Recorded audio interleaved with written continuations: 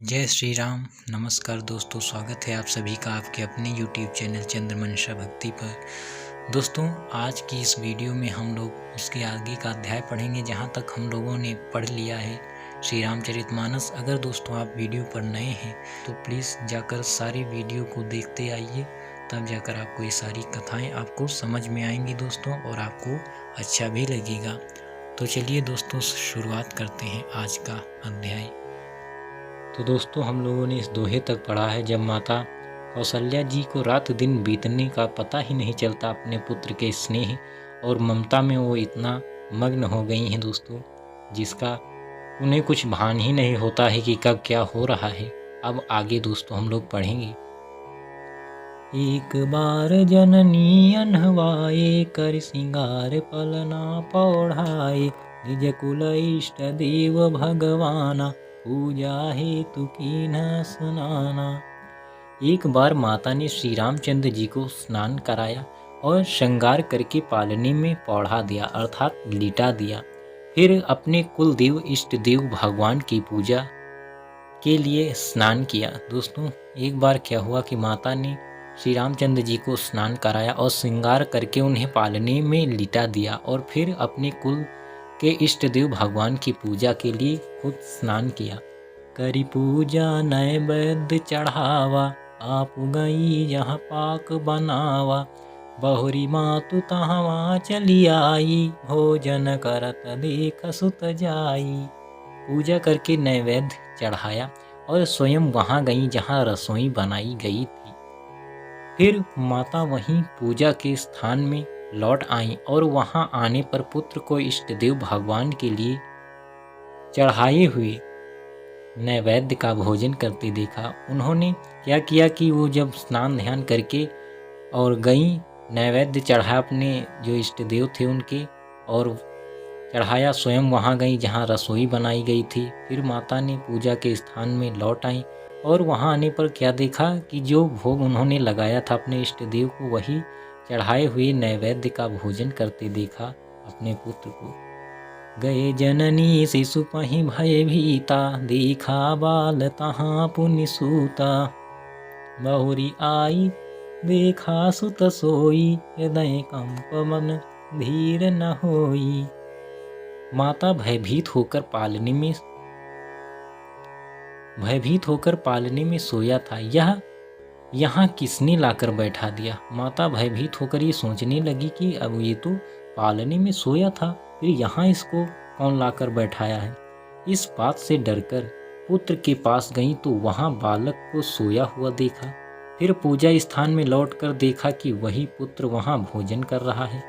उनके हृदय में कंप होने लगा और मन को धीरज नहीं होता। दोस्तों, उन्होंने देखा कि यहाँ पर पुत्र जब पालने में देखने गई तो सो भी रहा है, और जब आते हैं तो देखते हैं वहाँ वही बालक भोजन कर रहा है, तो उनका हृदय कांप उठा और वो मन में धीरज भी नहीं धारण कर पा रही, वो काफ़ी भयभीत हो गई हैं। दोस्तों, यहाँ उहाँ दुई बालक देखा, मते भ्रम मोर कियान विशेषा, देखी राम जननी यकुलानी, प्रभु हंसी दीन मधुर मुस्कानी।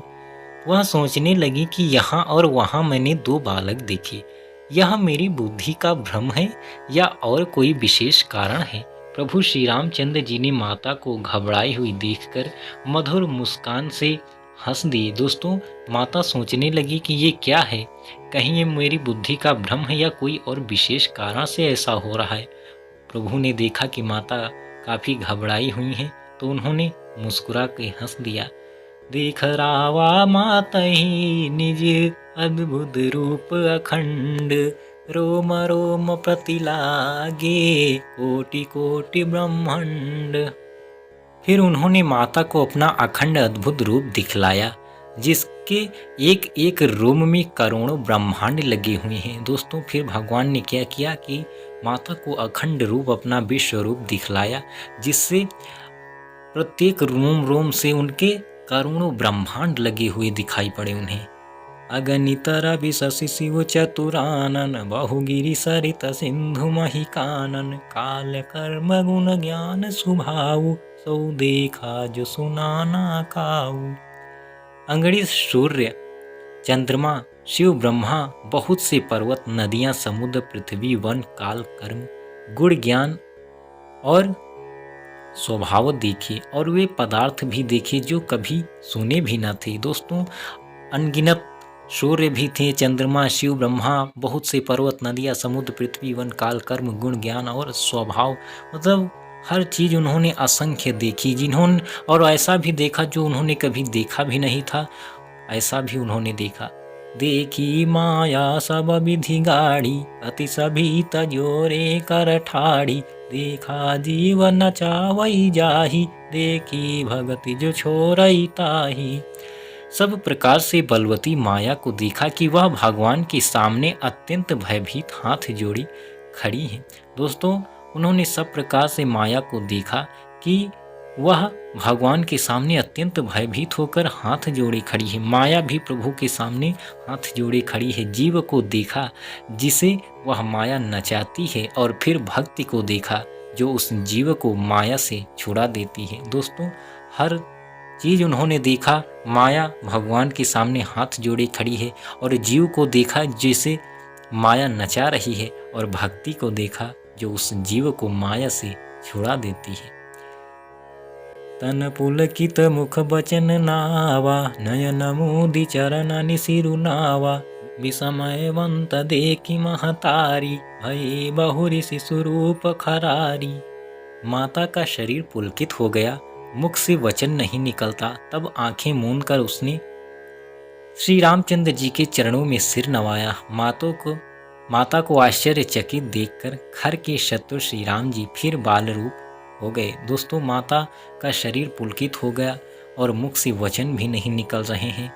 आँखों तो उन्होंने क्या किया कि अपनी आँखें बंद कर लिया। तब श्री रामचंद्र जी के चरणों में सिर नवाने लगी। वो सिर नवाया तो माता को आश्चर्यचकित देखकर भगवान श्री रामचंद्र जी, जो खर के शत्रु हैं, वो बाल रूप हो गए, अर्थात फिर से बालक का रूप धारण कर लिया।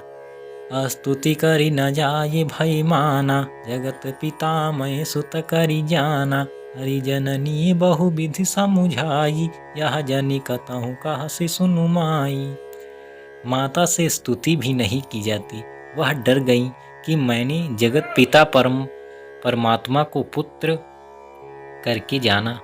दोस्तों, माता से स्तुति भी नहीं की जाती। वो इतना भयभीत हो गई और वो डर गई कि मैंने जगत पिता परमात्मा को पुत्र करके जाना, अर्थात वो सोच रही हैं कि मैंने भगवान जो हैं त्रिलोकीनाथ हैं उनको पुत्र के समान मान लिया मैंने।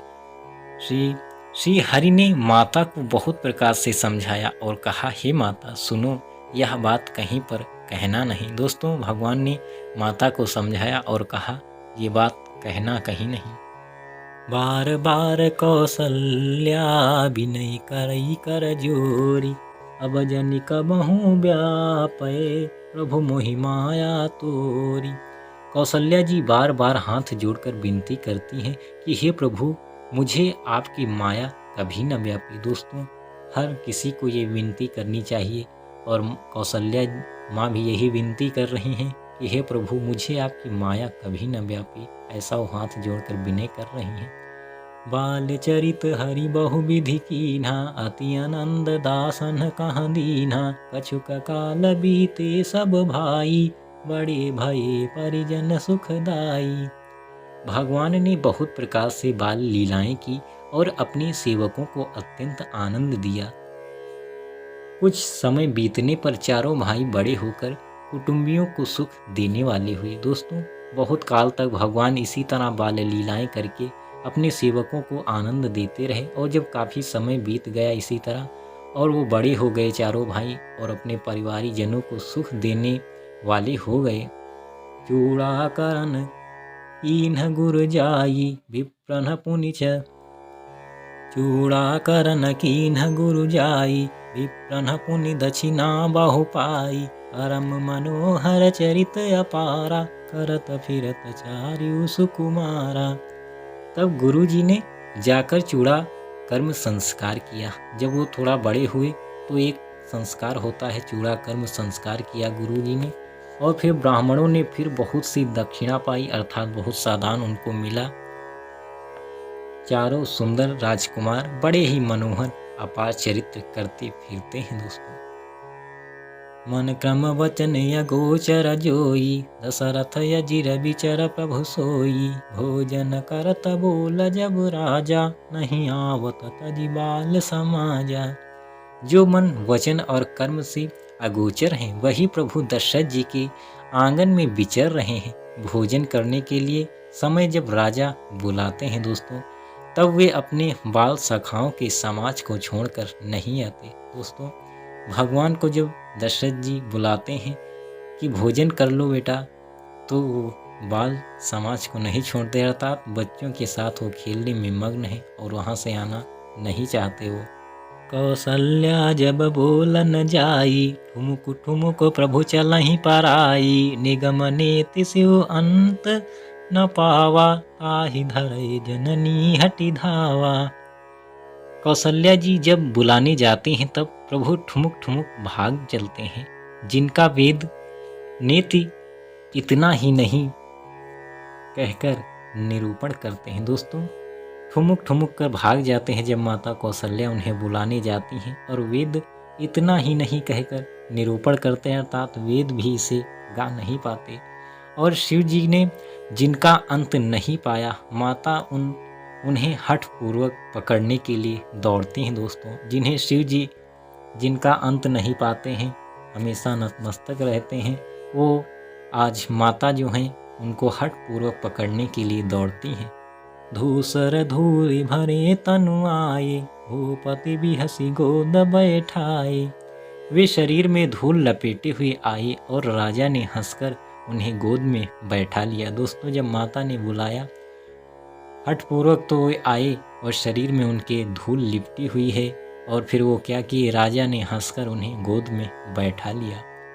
भोजन करत चपल चित, हितउत अवसर पाई।